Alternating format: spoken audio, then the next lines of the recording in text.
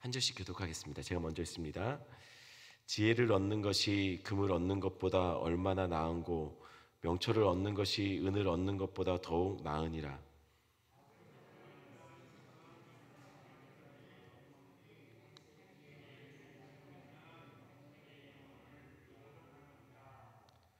교만은 패망의 선봉이요 거만한 마음은 넘어짐의 앞잡이니라.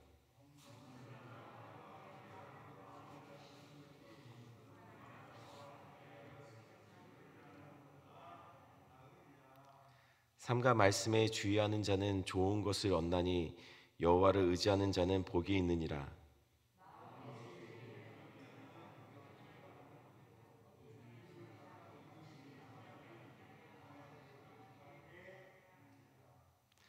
명철한 자에게는 그 명철이 생명의 샘이 되거니와 미련한 자에게는 그 미련한 것이 징계가 되느니라.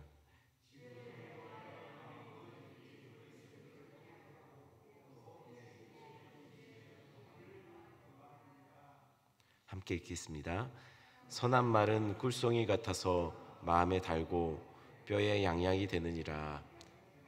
아멘. 말씀 듣기 전에 한번 기도하겠습니다. 하나님, 오늘 말씀 듣다 하나님 아버지 안의 뜻을 발견하고 우리의 여러 가지 해결되지 않은 문제들, 하나님 여전히 변하지 않는 삶의 영역들이 하나님 고침받고 변화되어지는 시간 되게 주님 도와주시옵소서. 하나님, 늘 우리 성도들 하나님을 생각하고 또한 말씀 앞에 설 때마다 하나님 더욱더 주님을 더 사랑하는 자가 되게 주님 도와주시고, 이전에 해보지 못했던 아버지 하나님 헌신을, 우리의 삶을 주님 앞에 드리는 그런 결단을 만들어내는 성도들 되게 주님 도와주시옵소서. 오늘 하루를 주님께서 우리 성도들에게 특별하게 주님 인도하여 주시옵소서. 하나님, 이전보다 더 말씀에 순종하고 이전보다 더 깊이 있게 주님을 만나며 아버지 하나님 정말 하나님 기뻐하시는 삶으로 오늘 하루를 아버지 하나님 그렇게 헌신하며 드릴 수 있도록 주여 붙잡아 주시옵소서. 인도하시는 하나님 감사를 드리며 예수님의 이름으로 기도드렸습니다. 아멘. 왕이 된 솔로몬, 그는 기브온 산당에서 1000번제를 하나님 앞에 드리게 됩니다. 그때 하나님이 그 밤에 나타나서 솔로몬에게 이렇게 말했습니다. 내가 내게 무엇을 줄고 너는 구하라. 그때 솔로몬이 구한 것이 무엇입니까? 여러분, 만약에 하나님께서 나타나서 여러분들에게 그렇게 묻는다면 여러분들은 무엇을 구하시겠습니까? 갑자기 행복한 마음이 드시죠? 여러분, 무엇을 구하시겠습니까? 뭐 좀 감당하는 거, 은혜, 또는 여러 가지 하나님 기뻐하시는 뭐 하늘에 신령한 거, 그런 거 구하시겠습니까? 아니면 현실적인 어떤 삶에 보여지는 것들을 구하시겠습니까? 계속 제가 여러분들 이렇게 어떤 걸 하겠냐라고 마음속에 생각해 보시라고 하면 시험에 드니 솔로몬은 무엇을 구했는지를 같이 보겠습니다. 왕상 3장 9절에 이렇게 말합니다. 누가 주의 이 많은 백성을 재판할 수 있사오리까? 듣는 마음을 종에게 주사 주의 백성을 재판하여 선악을 분별하게 하옵소서. 하나님의 백성을 잘 다스릴 수 있는 듣는 마음, 솔로몬이 구한 것은요, 듣는 마음이었습니다. 그러면 그 듣는 마음이 무엇일까요? 무엇을 듣는 마음일까요? 하나님의 말씀을 들을 수 있는 마음입니다. 하나님의 뜻을 잘 들어서 백성들을 잘 다스릴 수 있도록 듣는 마음을 요구했습니다. 솔로몬은 하나님께 하나님의 말씀을 들을 수 있는 마음을 요청한 것이죠. 그런데 왕상 3장 11절에 보면 하나님은 듣는 마음을 구한 솔로몬을 기뻐하시며 그가 장수도 원수 갚음도 구하지 않고 지혜를 구했다라고 말씀하세요. 솔로몬은 듣는 마음을 구했는데 하나님은 그것을 지혜를 구하였다라고 말씀하고 있다는 거예요. 여러분, 지혜는 말씀을 듣는 마음을 갖는 겁니다. 지혜란 우리의 뜻이, 우리의 생각이, 우리의 목소리가 크게 들리는 시간이 아니라 지혜란 하나님의 계획, 하나님의 마음, 하나님의 뜻이 크게 내 삶 속에 들리는 것, 그게 진짜 지혜입니다. 그래서 16절에 이렇게 말해요. 제가 읽어드립니다. 지혜를 얻는 것이 금을 얻는 것보다 얼마나 나은고 명철을 얻는 것이 은을 얻는 것보다 더욱 나으니라. 지혜를 얻는 것이 금을 얻는 것보다 얼마나 나을고, 이렇게 질문하는 형식으로 물어봐요. 이렇게 해서 더 강조하기 위함입니다. 뭐 뻔한 답이죠. 하지만 우리의 마음이 사실 동의가 잘 안 될 때가 많아요. 머리로는 아는데 가슴으로는 잘 이것이 받아들여지지 않을 때가 많다라는 것이에요. 명철을 얻는 것이 은보다 더 낫다라고 또한 계속해서 후반부에 말합니다. 여러분 동의가 되시죠? 머리로는 그렇습니다. 그런데 지혜와 명철이 정말 금과 은보다 더 낫다라고 우리의 가슴이 그렇게 말하고 있습니까? 정말입니까? 듣는 마음을 가지고 매일 횡재할 마음으로 우리는 말씀을 읽고 묵상하며 그 속에 금보다 은보다 더 귀한 말씀을 찾아내기 위해 몸부림치고 있습니까? 여러분, 우리의 마음이 그래야 한다는 것이에요. 그렇다면 여러분, 만약에 그런 생각으로 매일 아침마다 매일 삶 속에 말씀을 대하고 묵상하며 정말 은보다 금보다 더 귀한 것들을 그곳에서 얻어내고 있다라고 우리가 확신하고 있다면, 여러분, 우리는 이미 하나님의 기뻐하심을 받고 있는 자들입니다.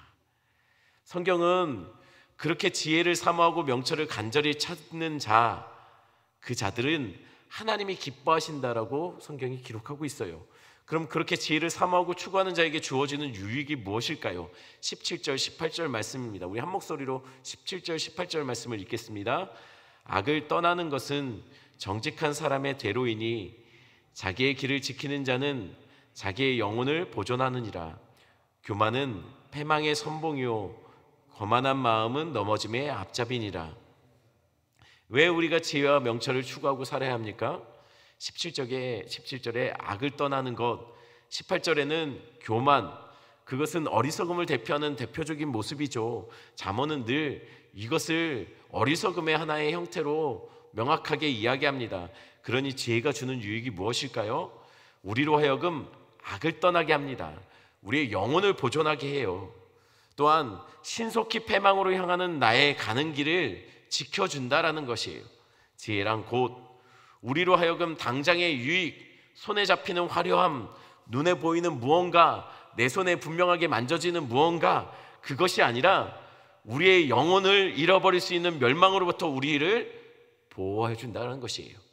우리를 그 멸망으로 향하는 그 길에서 돌이키게 만들어주는 것이 바로 지혜라는 것이죠. 우리는 주일 창세기를 공부하면서 롯에 대해서 우리는 같이 살펴보았었습니다. 롯은 소돔의 화려함에 마음 빼앗겼죠. 그리고 점점 성경 말씀대로 보니 점점 소돔으로 가까워졌습니다. 처음에는 소돔 주변에 살았어요. 그런데 나중에는 소돔 성문에 앉아있는 것을 보게 됩니다. 그리고 그 땅에 뿌리 내리게 되었죠. 그런데 성경은 분명히 이렇게 기록하고 있어요. 그 땅과 그 백성이 악했다라고요. 몰라서 그런 것이 아니었어요. 그 땅 백성이 악한 것은, 그 땅에 악한 것은 이미 모든 사람이 다 알고 있는 사실이었다는 것이에요. 롯은 이미 알고 간 거예요. 악을 향해서 점점 가까워지고 있었다는 것이에요. 그리고 그들 속에 한 명으로 뿌리내기 위해서 몸부림치며 살았다는 것이죠. 금이나 은이 지혜보다 적어도 그에게는 더 나아 보지 않았다는 것이에요. 죄송합니다. 금이나 은이 지혜보다 더 나아 보였다는 것이에요. 그러다가 어떤 일을 경험하게 됩니까? 겨우 하나님의 돌보심으로 자신과 두 딸만 간신히 살게 돼요. 악을 떠나지 못해 하나님이 그렇게 등 떠밀어서 보내기 전에는 그 마음을 끊어내지 못하고 결국은 망하고 무너졌고 생명을 잃을 뻔했습니다. 당장 소돔을 선택하는 것이 처음에는요 지혜로워 보여요.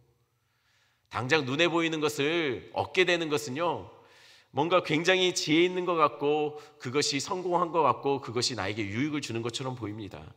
하지만 하나님 말씀을 따라가는 것이 진짜 지혜입니다. 그렇지 못했기 때문에 롯이 망한 것이었죠. 18절에 말하는 교만은 높은 자리, 높은 곳에 앉는 것이라고 말합니다. 높은 자리에 앉는 것은 사람을 내려다보게 만듭니다. 실제로 원어상으로도 높은 자리에 앉아서 사람을 내려보는 것을 교만이라고 말하고 있습니다. 자기가 높은 자리에 있으니 다른 사람이 모두 낮은 것처럼 보여요. 자기 아랫사람처럼 보인다는 것이에요. 이게 교만한 자의 특징이에요. 교만한 자는 자신이 높은 곳에 앉고 다른 사람을 낮게 보는 사람입니다. 요즘 종종 사회적으로 큰 이슈가 되고 사람들에게 분노를 사게 만드는 것은 종종 아파트 관리하시는 분들에게 함부로 대하는 영상들이 이렇게 매스컴을 탈 때 사람들은 굉장히 흥분하고 그렇습니다. 험한 욕설을 하고 심지어는 그 사람들이 말했던 녹취들이 나올 때 깜짝 놀라는 것은 지금이 무슨 조선시대도 아니고 이렇게 외치더라는 거예요. 내가 니들 주인이다. 종놈들이 어디서 내 돈으로 네 먹고 사는 거야. 뭐 이런 얘기를 한다는 거죠. 이런 막말과 심지어는 폭력까지 행사하는 모습도 나타납니다. 그런데 이렇게 행하는 사람들이 그렇게 하는 것이 정말 자신을 부끄럽게 하는 모습인지도 모르고 굉장히 이것을 당연한 듯이 행한다는 것이에요. 왜요? 스스로 높은 자리에 올라가 있는 거예요. 자기가 높은 자리에 있다라고 생각하니 다 다른 사람들이 낮아 보이는 것이죠. 후에 경찰 조사를 받고 뉴스에 나올 때 이렇게 그때는 고개를 숙이고 잘못했다 죄송하다라고 이야기해요. 기고만장하게 소리 지르며 다른 사람을 함부로 대했던 사람이 정작 많은 사람들에게 자신의 행동이 드러날 때는 고개 숙이고 미안하다 사과했다라고 얘기한다는 것이죠. 그런데 만약에 이것이 사회적으로 이슈가 되지 않았으면 그분들이 어느 순간 깨닫고 미안하다 죄송하다 사과했을까요? 저는 그렇지 않았을 거라고 생각해요. 여전히 그랬을 겁니다. 결국은 사회적으로 지탄받으니 미안해서 사과하는 것이 아니라 나한테 그만 욕하라고 사과하는 척하는 것처럼 보입니다. 아마 그가 자신의 부끄러움이 사회적으로 노출되지 않았으면 무례함을 멈추지 않았을 것이라는 것이에요. 성경은 말합니다. 교만이 곧 그들을 서둘러 망하게 하는 길이라고요. 그러니 우리 성도들 축원하기는 늘 사람들을 존중히 여기고 높은 곳에서 다른 사람을 내리보는 사람이 아니라 겸손히 다른 사람을 세우고 높여주는 사람, 그런 성도가 우리 오산제일교회 성도가 되기를 간절히 축원합니다. 이전에 있었던 교회에 이렇게 목회자들이 이렇게 많이 사는 주로 많이 교회 옆에 바로 옆에 그렇게 사는 아파트 단지가 있었어요. 저희 교회 원로 목사님이 명절 때마다 그 아파트 관리하시는 분들에게 꼭 선물 세트를 하나씩 이렇게 돌렸습니다. 목사님이 그렇게 하시니 그 같이 사는 그 목회자들이 명절 때마다 돈을 모아서 그 관리하시는 분들한테 이렇게 선물 세트를 하나씩 돌렸어요. 그리고 나니 성도들이 그것을 알고 성도들도 또 동일하게 이렇게 명절 때마다 또는 무슨 일이 있을 때마다 이렇게 돌리는 문화가 생겼어요. 그래서 이렇게 교회가 늘 주변에 있는 것에 대해서 뭐 주차 문제나 이런 것들 때문에 주일날 너무 교통이 막히고 하는 것 때문에 그 아파트 단지 사람들은 그것을 불편해하지만 적어도 그곳에 관리하시는 분들이나 종종 그것들을 아는 사람들은 교회가 그래도 참 괜찮은 곳이다라는 것을 이렇게 생각하더라는 것이에요. 여러분, 우리도 주변의 사람들을 늘 살피고 오산제일교회 성도들은 다르구나라는 것을 좀 주변 사람들에게 알릴 수 있는 그런 교회가 되었으면 좋겠다는 생각이 듭니다. 늘 항상 겸손하게 누군가를 돌보고 높은 자리에서 사람을 낮춰보지 말고 낮은 곳에서 함께 어려움 당하고 마음 힘들어하는 사람들과 함께 울고 그들을 위해서 함께 웃을 수 있는, 기도해 줄 수 있는 그런 성도 되길 간절히 축원합니다. 왜냐하면 19절에 이렇게 말하고 있기 때문이에요. 19절 말씀 한번 같이 읽어볼까요? 겸손한 자와 함께하여 마음을 낮추는 것이 교만한 자와 함께하여 탈취물을 나누는 것보다 나으니라. 겸손한 자리에서 마음을 낮추는 것이 교만하여 다른 사람을 내리누르고 밟음으로 승리감을 누리는 것보다 낫습니다. 사회적으로 어렵고 힘든 사람을 착취하여 부해지고 사회적으로 높은 위치에 오르느니 차라리 겸손하여 어렵고 힘든 사람으로 섬기고, 그러다 내가 좀 손해를 보고 내가 가진 것이 좀 줄어들어도 그렇게 섬기는 것이 낫다라고 성경이 기록하고 있어요. 왜냐하면 그런 자들에게 주어지는 유익이 20절부터 24절에 이렇게 나오기 때문입니다. 물론 다양한 표현으로 말하고 있지만 결국 한마디로 말하면 하나님이 복 주신답니다. 하나님이 우리가 누군가를 베풀었을 때 우리가 베푼 것으로 인해 우리가 가진 것이 줄어드는 것이 손해가 아니라 우리가 베푼 만큼 줄어든 것 속에 하나님이 쏟아 부어주시는 그분의 복이 있다는 것이에요. 제가 늘 말씀드리지만 하나님이 못하시는 게 있습니다. 산수예요, 산수.